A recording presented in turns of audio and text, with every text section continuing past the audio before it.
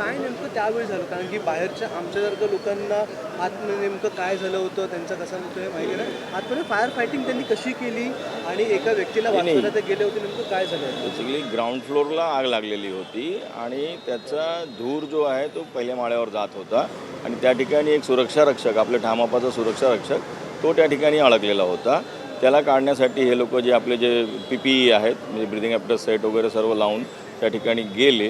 ते कसा धूर एवढा जास्त होता आणि हीटचं प्रमाण एवढं जास्त होतं आणि तो सुरक्षा रक्षक कुठल्या ठिकाणी होता हे निदर्शनास न आल्यामुळे त्या ठिकाणी सुरक्षा रक्षकचाही जीव गेलेला आहे आणि त्याला वाचवताना आपल्या सागर शिंदेंचा जीव गेलेला आहे. एवढंच. तो विषय प्रशासन लेवलवरती चालू आहे. तो प्रशासनावरती चालू आहे. ते भरती प्रक्रिया चालू आहे.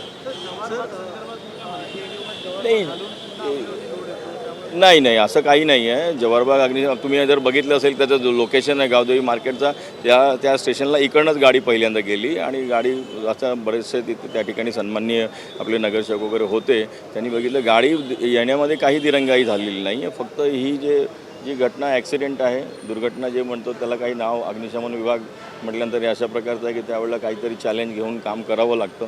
त्या ह्याच्यामध्ये आज माझे सहकारी त्यांचं निधन झालं. ऑक्सिजन संपला असं देखील आम्हाला कळलं. ते सर्व इश्यू नंतर होतात, पण ते सिलेंडर वगैरे घालून गेलेले होते आणि मी त्या ठिकाणी स्वतः होतो आणि ते हे सर्व गोष्टी की आतमध्ये जाऊन त्यांना बाहेर काढणं एक नंतर आमच्यासाठी पण चॅलेंज झालं होतं. आम्ही त्यांना बाहेर काढलं. पण त्याच्यावर घरी त्यांची मिसेस आहे आणि छोटी मुलगी आहे. त्यांची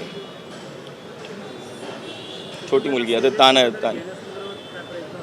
हां, ते प्रशासनच सांगू शकेल. आत्ता या घडीला मी काही सांगू शकणार नाही, पण जे काही असेल बेस्ट निर्णय प्रशासन घेईल असं मी सांगू शकतो. जे सांगितलं जातं की कमतरता आहे अग्निशमन अधिकाऱ्यांच्यावर, आपण अशी काय फाईल केली होती त्याच्यावर? हो, भरती प्रक्रिया चालू आहे. ऑलरेडी हे प्रशासनालाही माहिती आहे, सर्वांना माहिती आहे. तो चालू आहे भरती प्रक्रिया. एवढंच मी सांगू शकतो.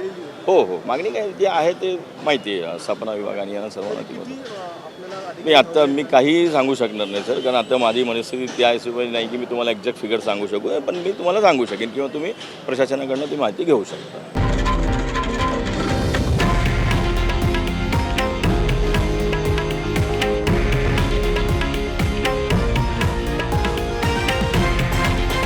हे आहे देशातील नंबर 1 न्यूज नेटवर्क आणि आपण पाहत आहात TV9 मराठी, एकमेव.